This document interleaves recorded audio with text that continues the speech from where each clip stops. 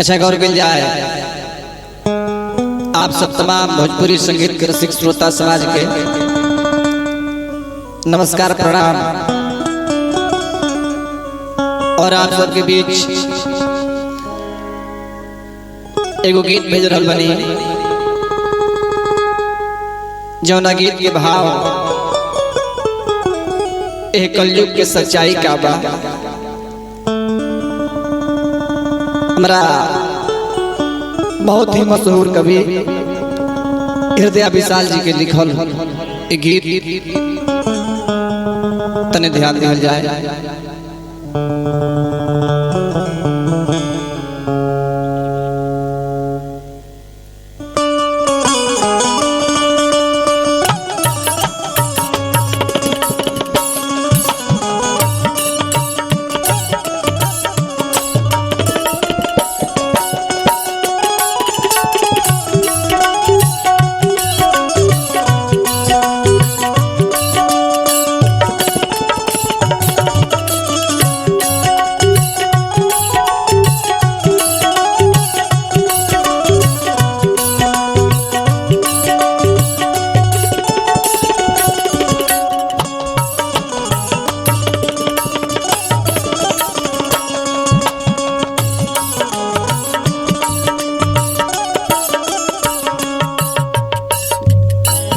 अरे जहाँ ईमान बेचे वाला व्यापारी बा,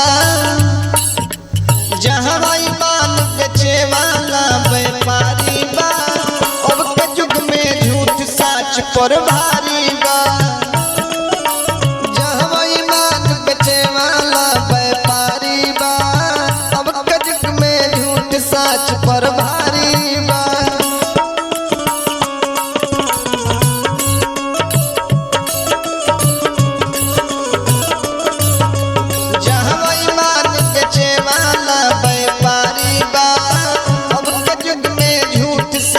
पर भारी बा।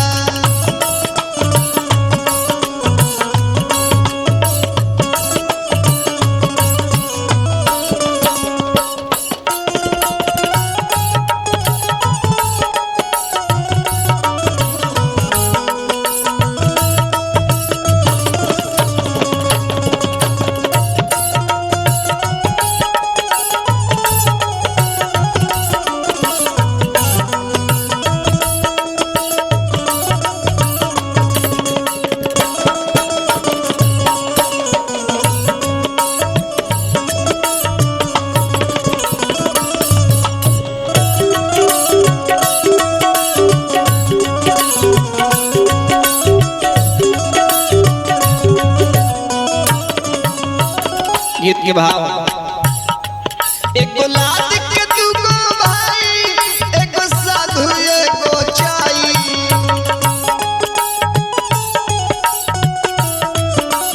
एगो लाद के दूगो भाई, एगो साधु एगो चाई।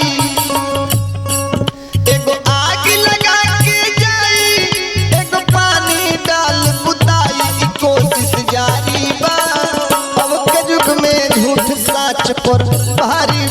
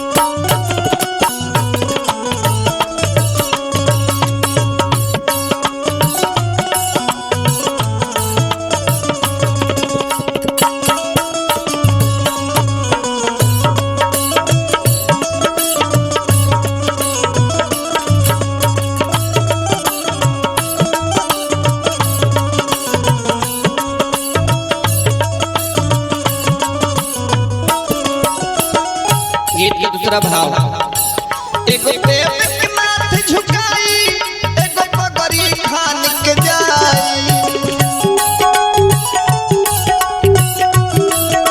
एगो प्रेम के माथ झुकाई एगो पगड़ी खान के जाई एगो बीतल बात भुलाई एगो राह में काट बिछाई करत गद्दारी बा अब के युग में झूठ सच पर भारी बा